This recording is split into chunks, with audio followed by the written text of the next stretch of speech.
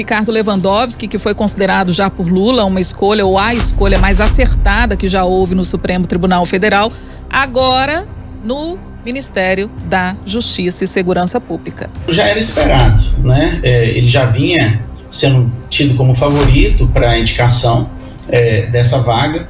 Em termos de qualidade técnica, de atributos para ocupar o cargo, me parece que o ex-ministro Ricardo Lewandowski tem esses atributos. Em termos de capacitação técnica e de conhecimento jurídico, ele é bastante recomendado, sim. A discussão que fica é sobre o fato dele ter deixado recentemente o Supremo Tribunal Federal para vir e agora, há poucos meses depois, já ocupar uma cadeira no Ministério. Isso parece, a princípio, um pouco, não vou dizer contraditório, mas pode gerar alguma espécie, para quem está de fora do governo, como se ele favoreceu decisões dele que teriam favorecido Lula e que poderiam agora ser uma retribuição e ocupar um cargo no Ministério. Isso faz parte de uma cena política. Os principais nomes do cenário político passam por aqui. Café com Política. A gente vai relembrar um pouco mais, sobre esses fatos mais emblemáticos envolvendo a trajetória do ex-ministro do STF e também discutir o que a gente pode esperar, da gestão de Ricardo Lewandowski no Ministério da Justiça e Segurança Pública. E quem vai nos ajudar nessa missão, Léo Mendes? É o advogado, mestre em Direito Público, o professor Fabrício Souza Duarte. Professor, como é que o senhor recebeu essa indicação? A gente já havia um ensaio, para que essa indicação se formalizasse, se formalizou no dia de hoje, mas o Ricardo Lewandowski, que foi considerado já por Lula uma escolha ou a escolha mais acertada que já houve no Supremo Tribunal Federal, agora no Ministério da Justiça e Segurança Pública. Bom, Adriana, como você mesmo já disse, a reportagem já vinha falando, já era esperado, ele já vinha sendo tido como favorito para a indicação dessa vaga. Em termos de qualidade técnica, de atributos para ocupar o cargo, me parece que o ex-ministro Ricardo Lewandowski tem esses atributos. Ele é um professor da Universidade de São Paulo, da USP, além da sua carreira na magistratura, foi desembargador no Tribunal de Justiça de São Paulo, tem uma vida dedicada ao direito. Me parece que, em termos de capacitação técnica e de conhecimento jurídico, ele é bastante recomendado, sim, para o Ministério da Justiça, como outros poderiam ser. Não é o único, evidentemente. A discussão que fica é sobre o fato dele ter deixado recentemente o Supremo Tribunal Federal para vir e agora, há poucos meses depois, já ocupar uma cadeira no Ministério. Isso parece, a princípio, um pouco, não vou dizer contraditório, mas pode gerar alguma espécie, para quem está de fora do governo, como se ele favoreceu decisões dele que teriam favorecido Lula e que poderiam agora ser uma retribuição e ocupar um cargo no Ministério. Isso faz parte de uma cena política. Mas, em termos técnicos, me parece que a escolha é acertada. Professor, aproveitando que o senhor deu essa deixa aí da cena política, a gente sabe que talvez o principal objetivo da Suprema Corte, do STF, é defender os preceitos da Constituição e julgar os processos à luz da nossa Constituição Federal.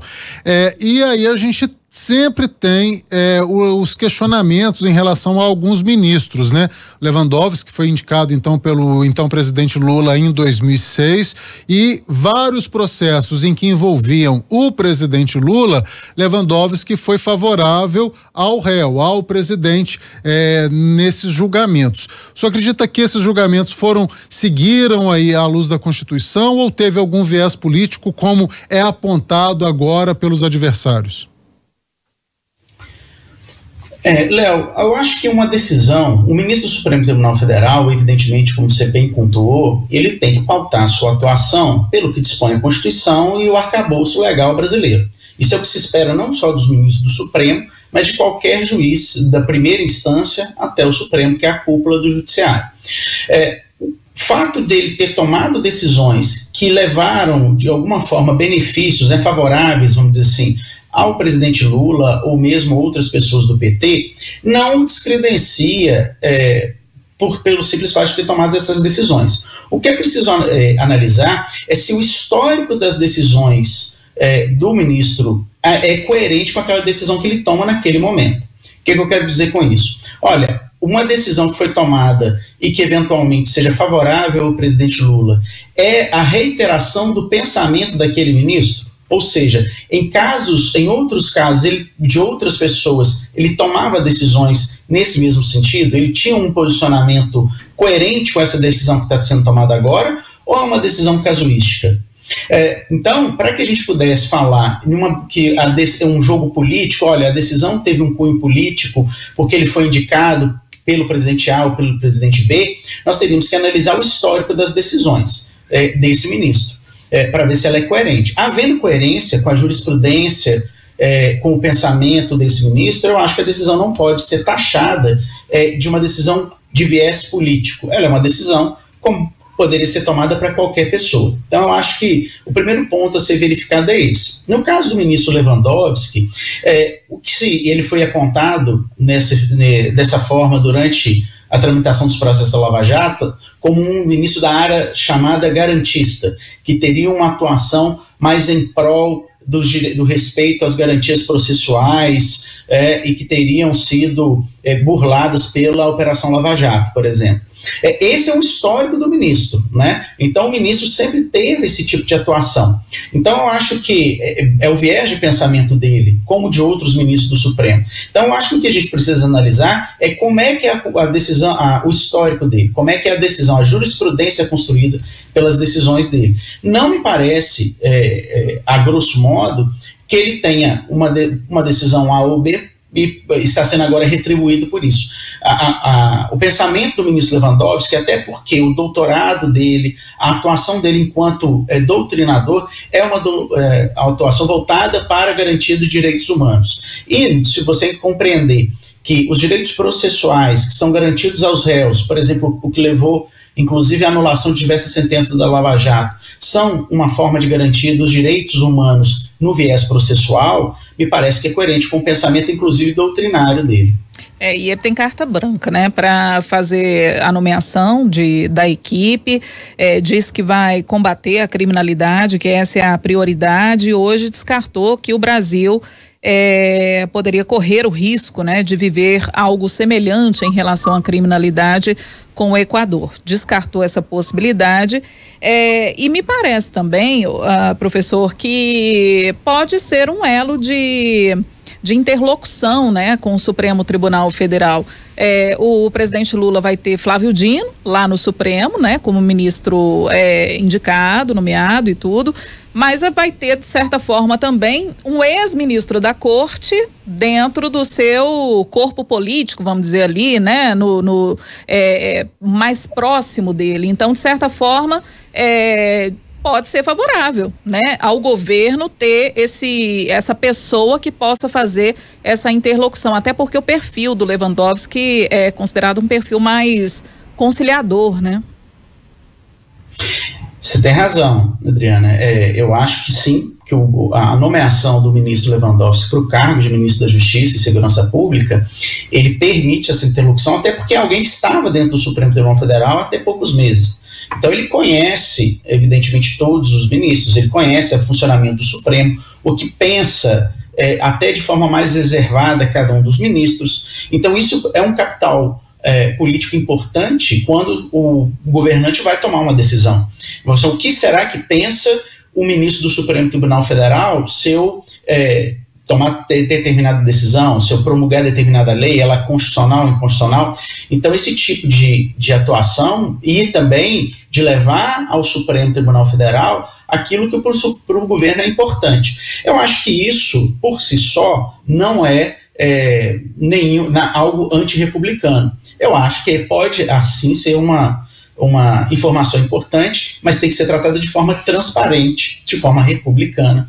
Então, o fato dele ter estado no Supremo Tribunal Federal é um trunfo favorável ao governo. Assim como será também o fato do ministro, agora quase ex-ministro de Estado e quase futuro e quase ministro do Supremo Tribunal Federal, Flávio Dino, ir para o Supremo, porque ele vai e leva também uma visão do que é aquele governo que ele integrava até pouco tempo. Então, sem dúvida nenhuma. E o Supremo Tribunal Federal tem sido, nos últimos meses, uma escória para o governo Lula, né? Diversas medidas têm sido tomadas, inclusive com respaldo de decisões do Supremo, nesse embate, nesse jogo político com o Congresso. Isso pode parecer estranho, mas a gente precisa entender que o Supremo Tribunal Federal, ele também é um dos poderes da República. Então, quando se toma uma decisão de interpretação constitucional, não deixa de existir, por parte de quem toma a decisão, que é os ministros, um viés de interpretação de determinada forma ou de outra forma. Ministros mais conservadores tendem a tomar interpretações mais conservadoras, ministros mais liberais tendem a ter interpretações mais liberais do texto. O texto permite uma interpretação. Claro que não permite interpretações absurdas, mas interpretação faz parte da atividade do ministro. Nós estamos conversando com o advogado, mestre em Direito Público, o doutor Fabrício Souza Duarte. Professor, quando a gente vê um Ministério da Justiça sendo entregue aí a um ministro do Supremo aposentado como Ricardo Lewandowski, e não a um político de carreira ligado talvez ao Centrão, a outros partidos da base aliada, as expectativas ficam maiores sobre resultados, né? A gente imagina assim, olha, um jurista conceituado, tantos anos à frente do Supremo Tribunal Federal, será que a gente pode esperar aí uma atuação diferente, talvez um plano de segurança que de fato funcione, uma reforma do nosso sistema penitenciário? A gente falou tanto disso no dia 8 de janeiro, no dia 9, por causa da morte do sargento aqui em Belo Horizonte. Enfim, as expectativas para o senhor também ficam mais elevadas ao ter um ex-ministro neste cargo? Sem dúvida. A gente tem a indicação de alguém que conhece o direito, alguém que conhece as normas, onde ele está pisando em termos normativos. Mas mais importante do que isso é que o ministro, ele conhece o direito, mas o funcionamento da administração, a burocracia estatal no bom sentido, não na burocracia, no mau sentido da burocracia, ele precisa ser respeitado. Então, mais importante do que a sinalização de ser um ministro com experiência jurídica, é que esse ministro também tenha a possibilidade de aproveitar o corpo técnico do Ministério, aqueles que realmente conhecem a área de segurança pública, aqueles que realmente conhecem como construir esse plano de segurança. O ministro, na verdade, ele é um grande gestor disso. Ele precisa se aparelhar de pessoas que conheçam a administração. Porque fazer funcionar essa máquina, mais do que conhecer do direito, é preciso conhecer do funcionamento, daquilo que faz a máquina efetivamente ter eficácia. E isso é que se espera do ministro. Eu acredito que a experiência que o ministro Lewandowski traz do Supremo Tribunal Federal, ela é importante, mas eu acho que ela tem que ser somada a um corpo técnico que possa fazer frente a essas demandas que são enormes no Brasil na área de segurança pública. Chegar a comparar o Brasil com a possibilidade de acontecer o do que vem acontecendo no Equador já nos assusta. Então, de fato, nós precisamos de alguém ali que, mais do que conhecer o direito, conheça também o funcionamento da segurança pública. E aí a gente vai ter uma noção mais clara a partir do momento em que essas pessoas, né, forem indicadas, aparecerem, né, os nomes forem aparecendo à medida em que a escolha do ministro Ricardo Lewandowski se faça. Doutor Fabrício Souza Duarte, obrigada por mais essa participação, por essa entrevista. Na verdade, não é nem um convite, sabe, Léo? Eu costumo brincar com o doutor Fabrício, que é uma convocação. Eu já ligo para ele e falo assim: temos uma convocação para o senhor e não aceito não como resposta. Né, doutor Fabrício? É super espontâneo. O senhor aceita, assim, sem pressão nenhuma, né? Vinda de vocês é sempre uma convocação e sempre um prazer conversar, uma conversa de alto nível, uma conversa bem, além de alto nível, uma conversa que flui bem. Eu agradeço muito mais uma vez o convite. Obrigada, viu? Obrigada, doutor Obrigado Fabrício. demais, professor. Até mais.